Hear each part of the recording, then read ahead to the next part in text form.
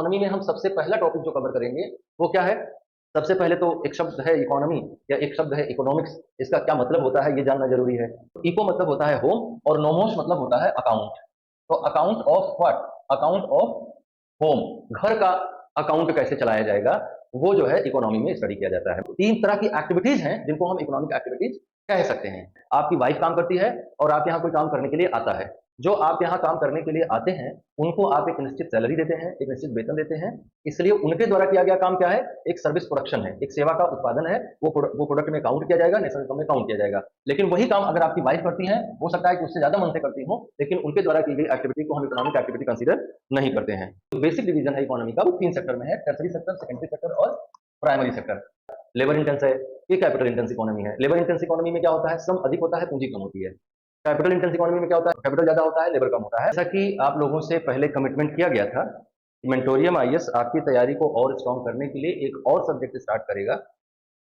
तो उसी कमिटमेंट को फॉलो करते हुए आज हम लोग एक नया क्लास स्टार्ट कर रहे हैं जो कि इंडियन हिस्ट्री पे है, सॉरी इंडियन इकोनॉमी पे है। इंडियन हिस्ट्री पे क्लास पहले से चल रही है, जिसमें मॉडर्न इंडियन हिस्ट्री की क्लास में 3-4 वीडियो 3-4 लेक्चर हो चुके हैं और अब आगे बढ़ रहे हैं हम लोग और इकोनॉमी स्टार्ट कर रहे हैं। तो आज इकोनॉमी का पहला लेक्चर है और पहले लेक्चर में हम लोग ये बात करने वाले हैं कि कैसे हम इकोनॉमी को आसानी से समझ सकें। वैसे तो इकोनॉमिक्स दुनिया के सबसे आसान विषयों में से एक है, क्योंकि ये मानव व्यवहार से जुड़ा हुआ है। दैनिक रूप से हम जो एक्सरसाइजेस करते हैं, डेली रूटीन एक्सरसाइजेस जो हम करते हैं, उन सब में इकोनॉमी का फुट कहीं ना कहीं रहता ही है। अब विषय ये है कि हम चूंकि उन चीजों की अभिव्यक्ति में इकोनॉमी में ऐसे टर्मिनोलॉजीज डेवलप हो गई हैं जिनको जल्दी से आप समझ नहीं पाते हैं कि ये क्या कहना चाह रहा है, उसका मीनिंग नहीं समझ पाते हैं, जिस कारण से आपको लगता है कि इकोनॉमिक्स एक टफ सब्जेक्ट है, जबकि ऐसा बिल्कुल नहीं है। तो आज हम लोग क्या करने वाले हैं? आज हम लोग पूरा इकोनॉमी जो हमारे पाठ्यक्रम में है उसमें कौन कौन से टर्म्स टर्मिनोलॉजीज यूज होंगे आने वाली क्लासेस में और उनका क्या मतलब है ये जानने का हम प्रयास करेंगे इंडियन इकोनॉमी में। तो इंडियन इकोनॉमी में हम सबसे पहला टॉपिक जो कवर करेंगे वो क्या है? सबसे पहले तो एक शब्द है इकोनॉमी या एक शब्द है इकोनॉमिक्स। इसका क्या मतलब होता है ये जानना जरूरी है। तो इकोनॉमिक्स का क्या मतलब होता है? इकोनॉमिक्स दो शब्दों से मिलकर बना है, इको प्लस नोमोस। और इको ये लैटिन ग्रीक भाषा है। इको का मतलब होता है होम, और इको से बहुत और सारे सब्जेक्ट भी डेवलप हुए, जैसे इकोलॉजी। तो इकोलॉजी क्या पढ़ता है? इकोलॉजी में हम पढ़ते हैं कि इकोलॉजी आवास शास्त्र, घर शास्त्र, मतलब विभिन्न प्रकार के जीवों के रहने और जो जैविक और अजैविक तत्व हैं उनके बीच में संबंधों को हम इकोलॉजी में पढ़ते हैं। तो इको मतलब होता है होम और नोमोस मतलब होता है अकाउंट। तो account of what? Account of home, घर का अकाउंट कैसे चलाया जाएगा वो जो है इकोनॉमी में स्टडी किया जाता है। मतलब ये है कि कैसे लोगों की जरूरतों को पूरा, भाई इकोनॉमी होम अकाउंट का मतलब क्या है कि आपके पास दो चीजें हैं। हमारा जीवन दो बातों पर काम कर रहा है या हम पूरे जीवन इन्हीं दो चीजों के बीच में उलझे हुए हैं। पहला क्या है? पहला है हमारी नीड। पूरा जीवन इन्हीं से प्रेरित है आपका। आपका पूरा जीवन आपकी जरूरतों से प्रेरित है और जरूरतें जब पूरी हो जाती हैं तो नीड डिमांड में कन्वर्ट हो जाती है। मतलब कि जब आप अपनी जरूरतों को पूरा कर ले जाते हैं तो फिर उनमें और रिफाइनमेंट आने लगता है। तो आपको कुछ चीजों की जरूरत है और उन जरूरतों को पूरा करने के लिए आपके पास कुछ सर्टेन रिसोर्सेज हैं, कुछ सीमित संसाधन हैं जिनका प्रयोग करके आप अपनी आवश्यकताओं को पूरा करते हैं। अब आप देखिए रिसोर्सेज क्या है आपके पास। अगर बहुत मोटे शब्दों में कहा जाए तो रिसोर्स में आपके पास सिर्फ पैसा है। लेकिन अगर हम थोड़ा क्लासिकल इकोनॉमिक्स में चले जाएं तो there are 4 type of resources, जिनमें से ह्यूमन रिसोर्स है, फिजिकल रिसोर्स है, इकोनॉमिक रिसोर्स है और नेचुरल रिसोर्स है। 4 तरह के रिसोर्सेज हमें प्राकृतिक रूप में, 4 तरह के रिसोर्सेज हम काउंट करते हैं इकोनॉमी में। अगर हम इन चारों को यहाँ लिख लें कि हमारे पास नेचुरल रिसोर्स है, मतलब आप अपनी आवश्यकताओं को पूरा करने के लिए आपके पास कुछ खेत खलिहान हो सकता है, बाग बगीचे हो सकते हैं, या माइनिंग हो सकता है, या कुछ भी हो सकता है इस तरह का जो प्राकृतिक रूप से उपलब्ध है। आपके पास कुछ भौतिक संसाधन हो सकते हैं अपनी आवश्यकताओं को पूरा करने के लिए, मोटरसाइकिल हो सकती है, गाड़ी हो सकती है, उसको भी आप इकोनॉमिक एक्टिविटी इकोनॉमिक्स में यूज कर सकते हैं। आपके पास रुपया हो सकता है, या आपके पास आप स्वयं हो सकते हैं, आप स्वयं का श्रम हो सकता है जो ह्यूमन रिसोर्स के रूप में काम करेगा। तो आपके पास रिसोर्सेज की संख्या कितनी है? 4 है। आपके पास केवल 4 तरह के संसाधन है और आपकी नीड्स क्या है? आप कहिए कि इनकी तो आप लिस्ट कर नहीं सकते, आप अपने आवश्यकताओं की सूची, आप अपनी जरूरतों की लिस्ट बना सकते हैं, लेकिन आप यकीन मानिए कि जैसे ही वो जरूरत पूरी होगी एक नई जरूरत खड़ी हो जाएगी। तो इनका कोई अंत नहीं है। आपकी आवश्यकताओं, आपकी जरूरतों का कोई अंत नहीं है, ये समय के साथ परिवर्तित होती रहती हैं। कई बार आपको लग सकता है कि नहीं, आपको बस इतने की ही जरूरत है, लेकिन जैसे ही उतना पूरा होता है उसके बाद आपको समझ में आता नहीं, इतना सफिशियंट नहीं है, ना काफी है ये। तो नीड और रिसोर्सेज, इनके बीच में जो रिलेशन बनेगा, कैसे हम अपनी मैक्सिमम इच्छाओं की पूर्ति, अधिकतम इच्छाओं की पूर्ति कैसे हम मिनिमम संसाधनों में कर सके, स्कार्सिटी और चॉइस, इन दोनों के बीच में जो रिलेशन बनता है, अपनी आवश्यकताओं और उनको पूरा करने के संसाधनों के बीच में जो संबंध विकसित होता है, इसी को हम इकोनॉमिक्स कहते हैं। या इकोनॉमिक्स हमको यह सिखाता है कि हम कैसे न्यूनतम संसाधनों का प्रयोग करके अपनी अधिकतम आवश्यकताओं की पूर्ति कर सकें। यही अर्थशास्त्र है, यही अर्थव्यवस्था है, यही इन्हीं के नियम अर्थव्यवस्था में पढ़े जाते हैं कि कैसे हम मिनिमम रिसोर्सेज को यूज करें और मैक्सिमम सेटिस्फैक्शन पाएं। क्योंकि इकोनॉमी को पढ़े जाने का अंतिम उद्देश्य क्या है कि हमको सेटिस्फैक्शन मिले। हम अंततः क्या चाहते हैं, किसी भी तरह का अध्ययन या किसी भी तरह की एक्टिविटी से हम अंततः क्या चाहते हैं, तो अंततः हम चाहते हैं कि हमें सेटिस्फैक्शन मिले। अब चूंकि हम लोग इस क्लास में बहुत सारे टर्म्स टर्मिनोलॉजीज पे बात करेंगे, तो उसी क्रम में एक दो शब्द और हैं इकोनॉमी को समझने के लिए कि भाई देखो, इस दुनिया में इकोनॉमी तो थी नहीं, इकोनॉमी शुरू किया आदमी ने। बाकी जीवों और मनुष्य में बस इतना सा अंतर है कि बाकी जीव जो हैं वो अपनी आवश्यकताओं के लिए प्रकृति पर निर्भर करते हैं। हालांकि मनुष्य भी अपनी आवश्यकताओं के लिए प्रकृति पर निर्भर करता है, लेकिन वो प्रकृति को नियंत्रित करके अपनी आवश्यकताओं की पूर्ति करने का प्रयास करता है। बाकी जीव क्या है, वो प्रकृति के साथ साहचर्य निर्मित करके अपनी आवश्यकताओं की पूर्ति करते हैं। तो मनुष्य कैसे अपनी आवश्यकताओं की पूर्ति के लिए प्रकृति को नियंत्रित करना शुरू करता है, और जहां से वो अपनी आवश्यकताओं की पूर्ति के लिए प्रकृति पर नियंत्रण स्थापित करना शुरू करता है, वहीं से इकोनॉमिक्स का एग्जिस्टेंस आता है। आपने पढ़ा होगा हिस्ट्री में कि स्टोन एज के अंतिम एरा तक आते आते, न्योलिथिक एरा में आते आते लोगों ने फार्मिंग स्टार्ट करी। तो सबसे पहला जो काम व्यक्ति ने स्टार्ट किया वो क्या था, जिसको आप इकोनॉमिक एक्टिविटी कह सकते हैं। तो तीन तरह की इकोनॉमिक एक्टिविटीज आपने पढ़ी जानी होंगी। तो तीन तरह की एक्टिविटीज हैं जिनको हम इकोनॉमिक एक्टिविटीज कह सकते हैं। तो पहला क्या है, प्रोडक्शन है। दूसरा क्या है, कंजप्शन है। अगर कंजप्शन नहीं होता तो आप प्रोडक्शन करते ही क्यों। लेकिन कंजप्शन और प्रोडक्शन में अगर कुछ अंतर मिला तो तीसरा इकोनॉमिक एक्टिविटी एग्जिस्टेंस में आया। पहले तो आप केवल कंज्यूमर थे, जो कुछ भी नेचर में अवेलेबल था उसी को खाते थे, जो कुछ भी प्रकृति तुम्हें आपको देती थी वही आप खाते थे। कंज्यूमर से आप क्या बने, प्रोड्यूसर बने, उपभोक्ता बने। और प्रोड्यूसर से क्या बने, सॉरी उत्पादक बने। और प्रोड्यूसर से क्या बने, डिस्ट्रीब्यूटर बने। जब आपके पास उत्पादन इस लेवल पे हो गया कि आपकी आवश्यकताओं से अधिक होने लगा, तो आपने उसको क्या किया, और लोगों में उसको बेचने का प्रयास शुरू किया। और इस तरह से इकोनॉमी की तीनों क्रियाएं शुरू हुई। तीन ऐसी क्रियाएं शुरू हुई जिनका संबंध इकोनॉमी के साथ गहरे से जुड़ा हुआ है। पहला क्या है, कंजप्शन। दूसरा क्या है, प्रोडक्शन। और तीसरा क्या है, डिस्ट्रीब्यूशन। और आप ध्यान से देखिए तो जितना भी इकोनॉमिक्स के रूल रेगुलेशंस आप पढ़ेंगे अभी आगे क्लासेज में, वो आप सब देखेंगे कि कंजप्शन लेवल को कैसे सुधारा जाए, प्रोडक्शन लेवल को कैसे कंजप्शन लेवल के लेवल पे ले जाया जाए, और कैसे डिस्ट्रीब्यूशन को ज्यादा ट्रांसपेरेंट बनाया जाए, ज्यादा स्मूथ बनाया जाए। यही पूरा इकोनॉमिक्स आपको पढ़ाएगा। तो तीन तरह की एक्टिविटीज को हम इकोनॉमिक एक्टिविटीज कहते हैं, जिनमें से सबसे पहला है कंजप्शन, जो कि प्रकृति ने हमको ये क्षमता दी है। हम अपने कंजप्शन को पूरा करने के लिए क्या करते हैं, प्रोडक्शन करते हैं। और प्रोडक्शन जब हमारे कंजप्शन से अधिक हो जाता है तो उसको हम सरप्लस प्रोडक्शन कहते हैं। और सरप्लस को हम क्या कहते हैं, करते हैं, डिस्ट्रीब्यूट करते हैं, सेल करते हैं। तो वहां पे भी एक तरह की इकोनॉमिक एक्टिविटी एग्जिस्टेंस में आती है। तो तीन तरह की कुल इकोनॉमिक एक्टिविटीज हैं, इन्हीं के इर्द गिर्द पूरी इकोनॉमिक्स घूमेगी। अब बात यह है कि प्रोडक्शन कैसे होगा, अभी हम और आगे आएंगे इकोनॉमी में, लेकिन अभी थोड़ी थोड़ी चीजों को हम समझते चलते हैं। तो प्रोडक्शन के लिए चार सोर्सेज बताए गए हैं। पहला सोर्स क्या है, आप कुछ भी चीज का उत्पादन करेंगे जमीन की जरूर पड़ेगी। अगर आप खेत में कुछ नहीं उगा रहे हैं, फैक्ट्री में कुछ बना रहे हैं, तो फैक्ट्री ही आपकी जमीन पे लगी होगी। तो उत्पादन का पहला साधन क्या है, लैंड है। दूसरा सोर्स ऑफ प्रोडक्शन क्या है, व्यक्ति के बिना कुछ हो नहीं सकता, श्रम के बिना कुछ हो नहीं सकता है। तो दूसरा source of means of production क्या है, लेबर है। और तीसरा मीन्स ऑफ प्रोडक्शन क्या है, आपको कुछ ना कुछ उसमें इन्वेस्ट करना पड़ेगा, कुछ ना कुछ चीजें लगानी पड़ेंगी। और जो आपका इन्वेस्टमेंट है उसको हम क्या कहते हैं, कैपिटल कहते हैं। तो आपको लैंड की जरूरत होगी, लेबर की जरूरत होगी, कैपिटल की जरूरत होगी। और इन सबको रखते हुए भी, ये सब रहते हुए भी आप नहीं कर पाएंगे जब तक आप में रिस्क लेने की क्षमता ना आ जाए। और रिस्क लेने की क्षमता को क्या कहते हैं, एंटरप्रेन्योरशिप कहते हैं। तो चौथा जो मीन्स ऑफ प्रोडक्शन है वो क्या है, एंटरप्रेन्योरशिप है। तो लैंड, लेबर, कैपिटल और एंटरप्रेन्योरशिप, इन चार चीजों, एंटरप्रेन्योरशिप को हिंदी में कहेंगे रिस्क लेने की, जोखिम लेने की क्षमता जो है उसको हम एंटरप्रेन्योरशिप कहते हैं। तो ये है भूमि, ये है श्रम, ये है पूंजी और ये है जोखिम। तो जिनके पास जोखिम लेने की क्षमता होती है वही प्रोडक्शन सिस्टम को आगे बढ़ाते हैं, क्योंकि ये बिल्कुल पक्का नहीं कि आप जो चीज़ों का प्रोडक्शन कर रहे हैं वो आगे सेल होंगी कि नहीं होंगी, फायदा होगा नुकसान होगा, कुछ पता नहीं है। तो 3 तरह की एक्टिविटीज को हम इकोनॉमिक एक्टिविटीज कहते हैं। इनमें जो प्रोडक्शन है वो 4 चीज़ों पर डिपेंड करता है, इन 4 चीज़ों पर। आगे चलते हैं हम। इकोनॉमिक्स क्या है ये हम समझ गए। इकोनॉमिक्स कैसे काम करती है, किन चीज़ों के लिए काम करती है वो हम समझ गए। 3 चीज़ों के लिए काम करती है, उत्पादन, उपभोग और वितरण के लिए। उत्पादन कैसे होता है ये भी हम समझ गए, और उत्पाद क्या होता है ये समझना बाकी है। प्रोडक्ट किसे कहा जाता है,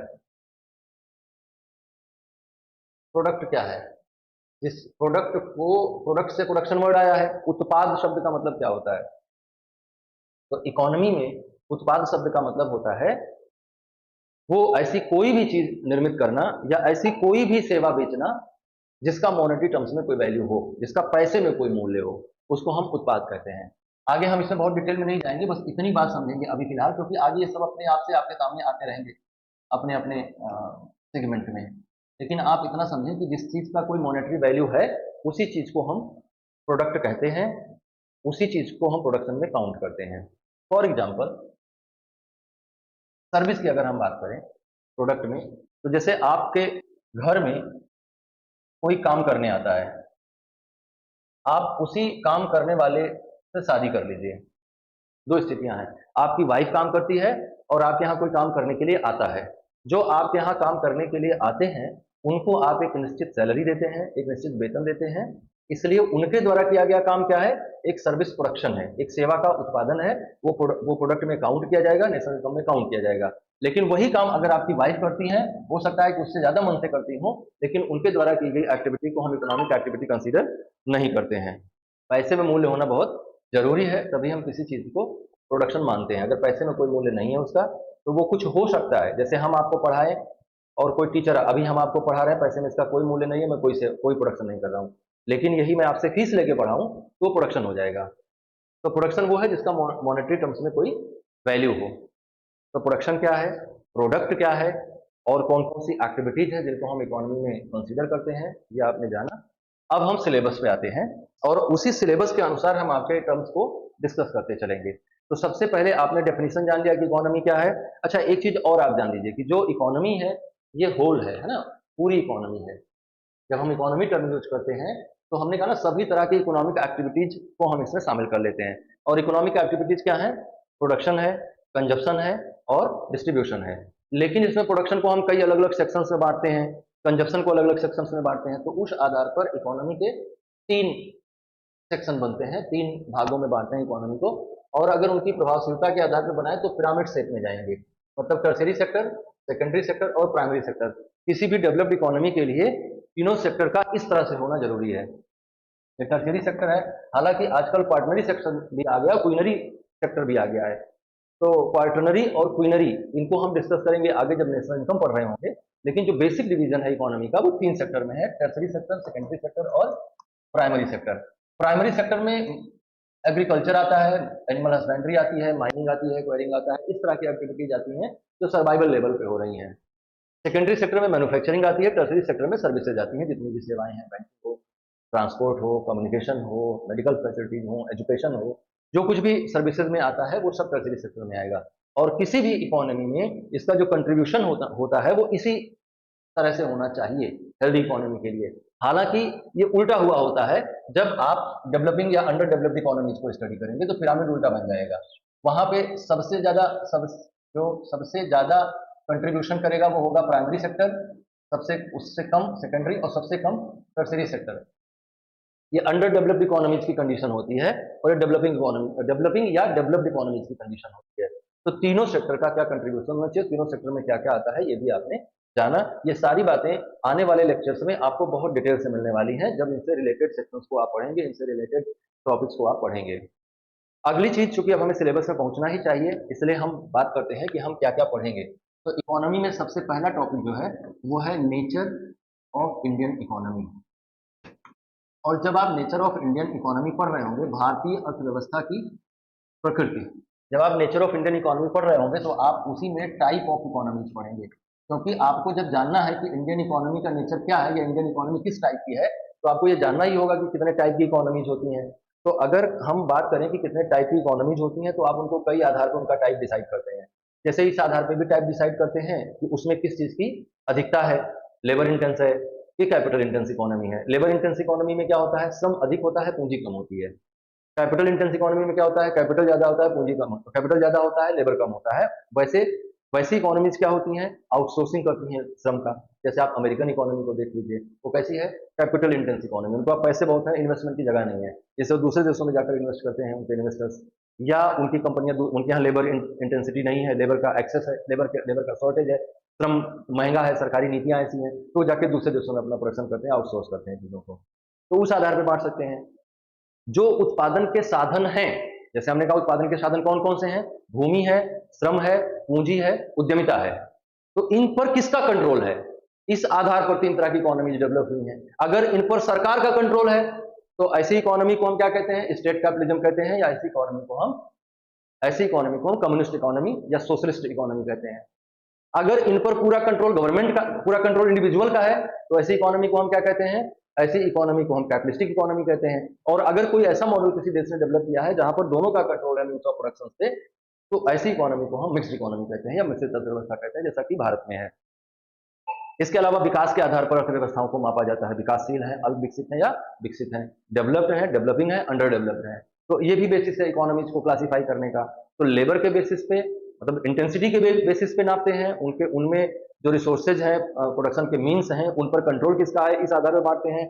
डेवलपमेंट का बेसिस क्या है, उस आधार पर बांटते हैं। आजकल एक नया विभाजन भी प्रचलन में है जिसको हम ह्यूमन डेवलपमेंट इंडेक्स कहते हैं। तो ह्यूमन डेवलपमेंट इंडेक्स में किसी इकोनॉमी की क्या सिचुएशन है, इस आधार पर भी हम इकोनॉमीज को क्लासीफाई करते हैं कि हायर ह्यूमन डेवलपमेंट वाले हैं, मिडिल ह्यूमन डेवलपमेंट वाले हैं, लोअर ह्यूमन डेवलपमेंट वाले हैं। तो इस आधार पर भी हम इकोनॉमीज को बांटते हैं। तो पहला हम इन सब चीजों को समझेंगे कि नेचर ऑफ इंडियन इकोनॉमी क्या है।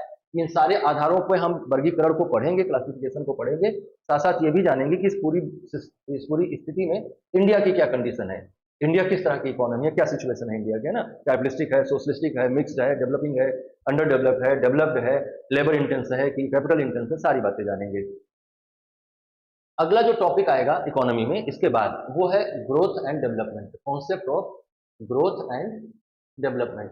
ऐसे आपको सुनने में ये लग सकता है कि दोनों एक ही बात कह रहे हैं, ग्रोथ भी वही है और डेवलपमेंट भी वही है, लेकिन आप जब बहुत गहराई से इन बातों का विश्लेषण करेंगे तो आप पाएंगे कि ग्रोथ और डेवलपमेंट में डिफरेंसेस हैं। ग्रोथ क्या है, इकोनॉमिक है, ये क्वांटिटेटिव होती है। ग्रोथ जो है किसी इकोनॉमिक इंडिकेटर में, किसी इकोनॉमिक इंडिकेटर को पॉजिटिव मूवमेंट को कहते हैं, या वो अपवर्ड लिफ्ट हो रहा है, तो वैसी कंडीशन ऑफ इकोनॉमी को हम क्या कहते हैं, वैसी कंडीशन ऑफ एक्टिविटी को हम कहते हैं कि इकोनॉमिक ग्रोथ हो रही है। मान लीजिए कि जीडीपी बढ़ रहा है, मान लीजिए कि नेशनल इनकम बढ़ रहा है, पर कैपिटा इनकम बढ़ रहा है, तो ये सब क्या हो रहा है, ये सब ग्रोथ हो रहा है। लेकिन क्या वो डेवलपमेंट में कन्वर्ट हो रहा है?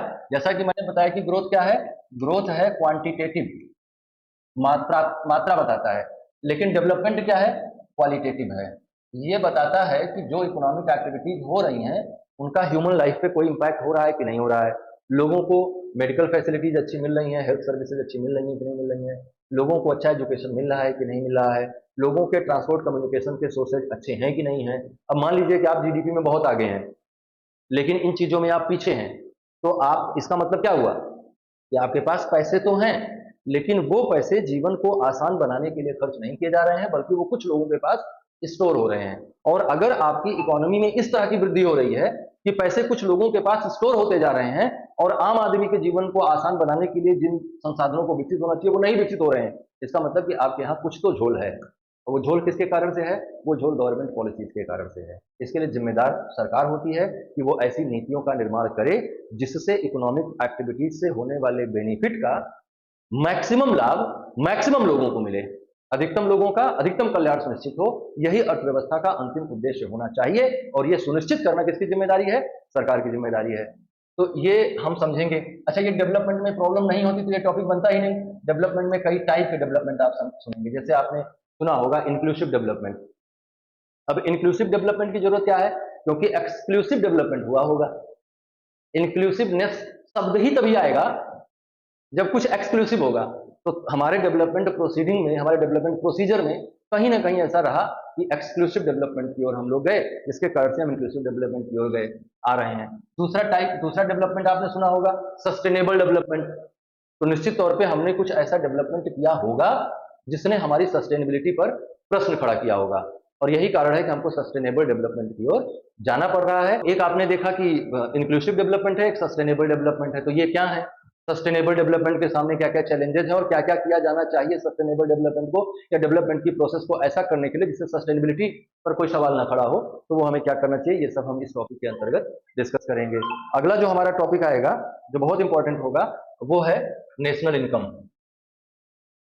क्योंकि जो डेवलपमेंट है वो कैसे नेशनल इनकम को बढ़ा रहा है। नेशनल इनकम का मतलब income earned by the nationals of any country, किसी देश के नागरिकों के द्वारा एक फाइनेंशियल। अच्छा, ये एक बात आप जानते चलिए कि इकोनॉमी में जो कुछ भी डिस्कस किया जाएगा उसमें दो तीन बातें फिक्स रहेंगी। एक तो वो पर्टिकुलर फाइनेंशियल ईयर के लिए होगा, है ना, और वो कंपैरेटिवली स्टडी किया जाएगा।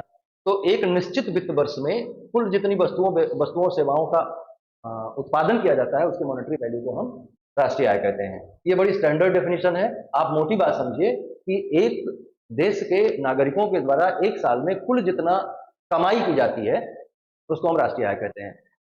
इसको हम कैलकुलेट करते हैं। कैलकुलेट करने के लिए पहले तो इसका कैलकुलेशन बड़ा टफ है, फिर हम कई तरह की विधियों का निर्माण किया है हमने सिस्टमेटिकली, और कई तरह की विधियों का हम प्रयोग करते हैं। जैसे इसमें हम आय गणना विधि, व्यय गणना विधि और उत्पाद गणना विधि का प्रयोग करते हैं। आय गणना विधि का मतलब income count method, expenditure count method, या हम प्रोडक्ट काउंट मेथड, या आजकल एक और टर्म आया है वो है gross value addition, GVA method 2016-15 के बाद, 2015-16 के बाद। तो हम कैसे राष्ट्रीय आय को गणना करेंगे ये हम सारी विधियों के बारे में जानेंगे। इनसे जुड़े हुए कुछ टर्म्स हैं जो आपके एग्जाम में पूछे जाते हैं, उन पर भी हम लोग चर्चा करेंगे। जीडीपी क्या होता है, जीएनपी क्या होता है, एनएनपी क्या होता है, एनडीपी क्या होता है, और फिर जीडीपी के कई टाइप होते हैं। कहीं ग्रीन जीडीपी टर्म यूज किया जाता है, रियल जीडीपी क्या होता है, नॉमिनल जीडीपी क्या होता है। ये सारी कुछ पॉइंट्स पे हम लोग इस टॉपिक में डिस्कशन करेंगे। यहाँ से कई सारे क्वेश्चंस आते हैं।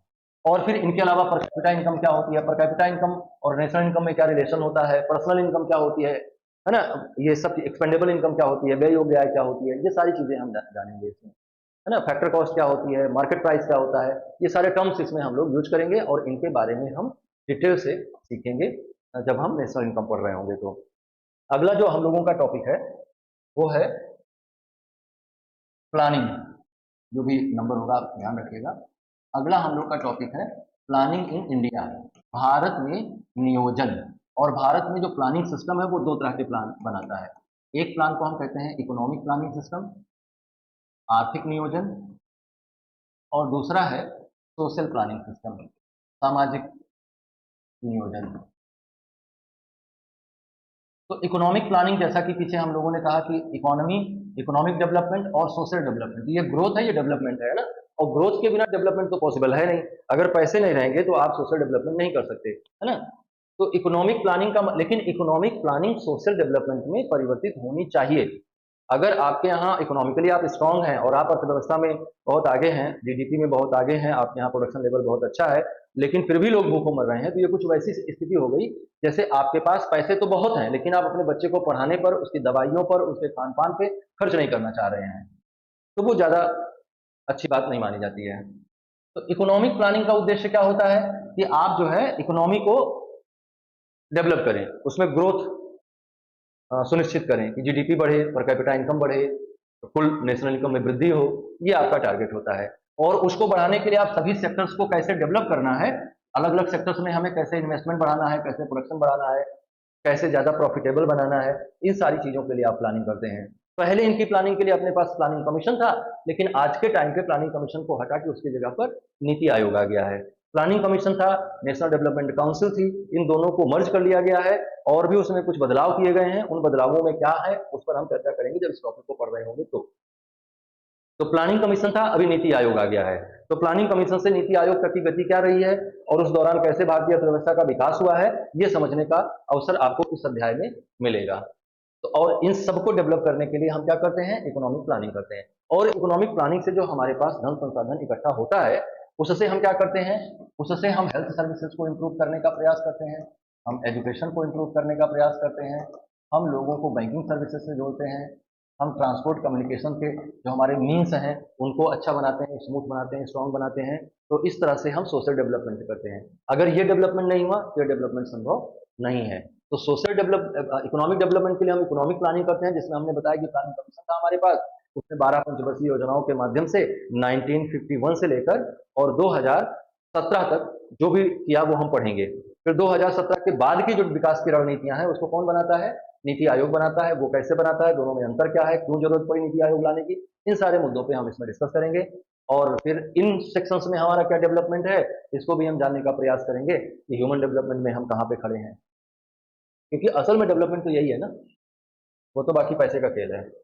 तो इकोनॉमिक प्लानिंग या प्लानिंग इन इंडिया हम पढ़ेंगे। उसके बाद एक बहुत इंपॉर्टेंट टॉपिक आपके लिए आएगा, तो वो है मनी एंड बैंकिंग।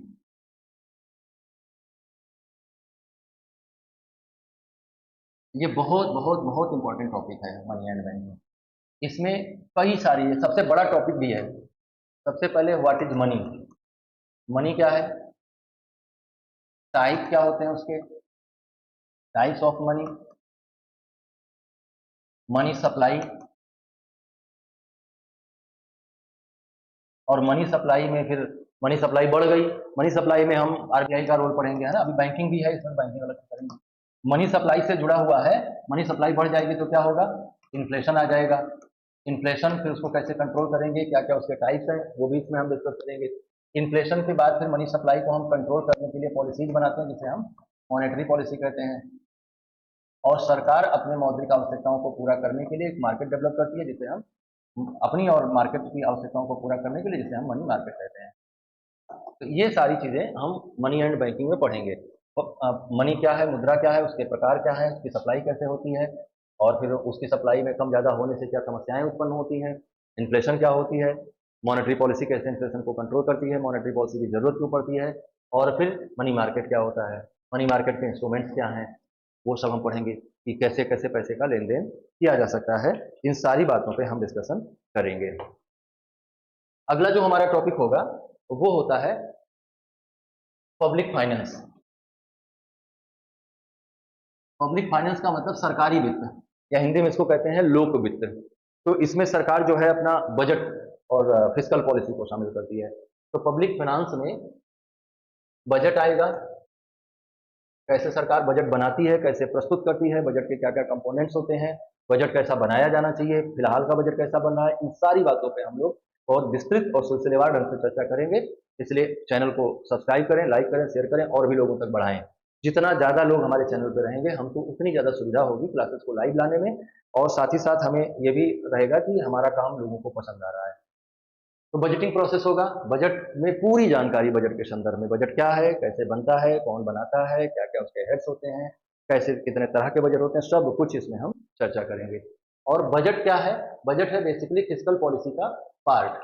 सरकार हर साल अपने लिए कुछ टारगेट डिसाइड करती है कि हमें ये काम करना है, उसके लिए वित्त जुटाती है, और वित्त जुटाने के क्रम में उसको घाटे भी आते हैं। तो डेफिसिट्स क्या क्या होते हैं वो सब भी हम इसमें पब्लिक फाइनेंस में पढ़ेंगे, और उन्हीं घाटों को नियंत्रित करने के लिए फिस्कल पॉलिसी बनाती है। तो फिस्कल पॉलिसी क्या है, सरकार द्वारा अपने वित्तीय आवश्यकताओं को पूरा करने के लिए बनाई गई एक नीति है, जिसे हम फिस्कल पॉलिसी कहते हैं। अब सरकार के पास पैसा आने का सोर्स क्या है, तो सबसे बड़ा सोर्स है टैक्सेज। तो इसलिए अगला जो पब्लिक फाइनेंस का ही अगला पार्ट जो होगा वो होगा taxation system in India, Bharat में कराधान।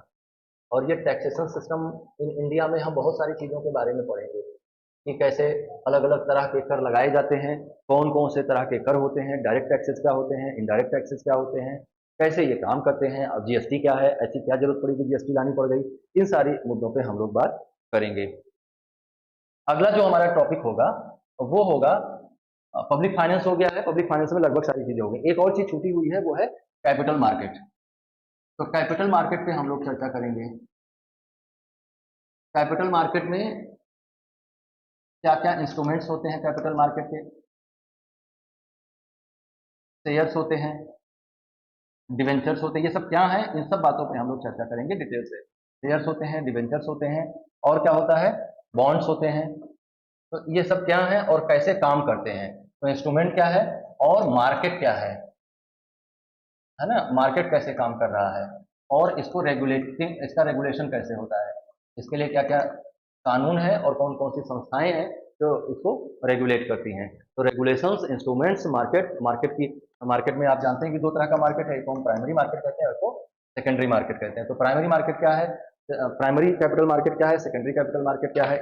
अब अगले टॉपिक पे हम चलते हैं और अगला टॉपिक तीन चीजों से, मतलब डिफरेंट सेक्टर ऑफ इकोनॉमी, इसको आप ऐसे कह सकते हैं कि different sectors of economy. Different sectors of economy में क्या क्या आएगा, सबसे पहले आएगा प्राइमरी सेक्टर, मत कहिए इसको, कहिए एग्रीकल्चर। तो इंडिया में एग्रीकल्चर जो है ये बहुत इंपॉर्टेंट पॉइंट है। अब एग्रीकल्चर बहुत बड़ा टॉपिक है जिसमें एग्रीकल्चर डेवलपमेंट कैसे हुआ, और इस डेवलपमेंट को पढ़ने के क्रम में आप ग्रीन रिवॉल्यूशन भी पढ़ेंगे, ग्रीन रिवॉल्यूशन पढ़ेंगे। इसके अलावा एग्रीकल्चरल मार्केटिंग एक बहुत बड़ी समस्या है, उस पर चर्चा करेंगे। कैसे हम प्रोडक्शन लेवल को एग्रीकल्चर में बढ़ाएं, इस पर आप बातचीत करेंगे। तो ये बहुत बड़ा, कैसे ग्लोबलाइजेशन का क्या इम्पैक्ट आया है एग्रीकल्चर सिस्टम पे, इन सारे मुद्दों पे हम इसमें बहुत डिटेल से डिस्कस करेंगे। हर बार क्वेश्चन रहेगा मेंस में भी और पीटी में भी। फिर दूसरा है सेक्टर इंडस्ट्री, इंडिया में क्या क्या सिचुएशन है इंडस्ट्री का।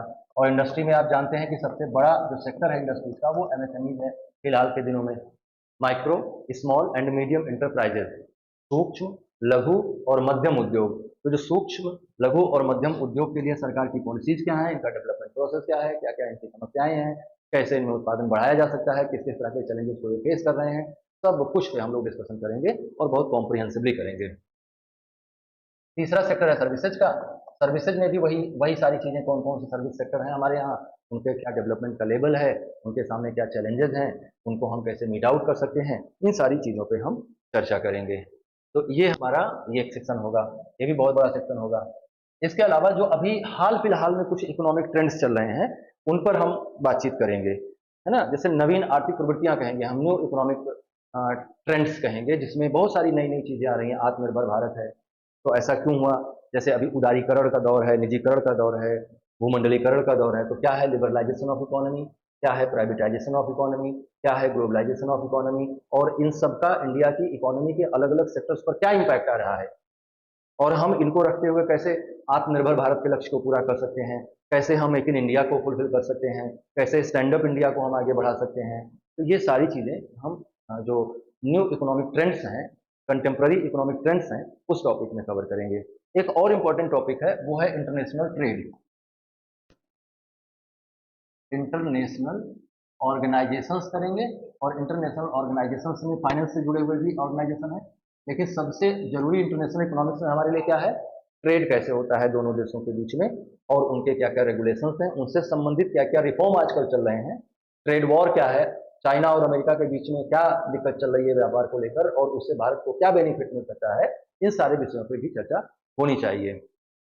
इंपोर्ट कैसे बढ़ा सकते हैं, इंपोर्ट के लिए हमें क्या करना चाहिए, एक्सपोर्ट हम कैसे बढ़ा सकते हैं, इंपोर्ट और एक्सपोर्ट के डिफरेंस को हम कैसे मेंटेन कर सकते हैं, और इंपोर्ट और एक्सपोर्ट के डिफरेंस से क्या क्या समस्याएं आती हैं, और उन समस्याओं का हमारे पास समाधान क्या है, ये सब कुछ भी इसमें हम चर्चा में ले आएंगे। इंटरनेशनल ऑर्गेनाइजेशंस में और संस्थाएं हैं, जैसे आईएमएफ है, वर्ल्ड बैंक का ग्रुप है, इन सब के बारे में भी हम डिस्कशन करेंगे। तो अगला जो हम लोगों का लेक्चर होगा इस रेफरेंस में, वो होगा नेचर ऑफ इंडियन इकोनॉमी पे। तो आप जरूर से जरूर उसको फॉलो करिए, इसको आप सब्सक्राइब करिए, हमारे चैनल को लोगों तक पहुंचाइए, ताकि हम और सब्जेक्ट्स को इसमें ऐड ऑन कर सकें। इसमें और भी टीचर्स आएंगे, इसमें कुछ सेलेक्ट कैंडिडेट्स जो वर्किंग हैं वो भी आएंगे आपको क्लास लेने के लिए। तो आप हमारे चैनल को जरूर सब्सक्राइब करें, और भी लोगों तक इसको भेजें, पहुंचाएं, ताकि नंबर ऑफ सब्सक्राइबर्स की संख्या बढ़े। धन्यवाद।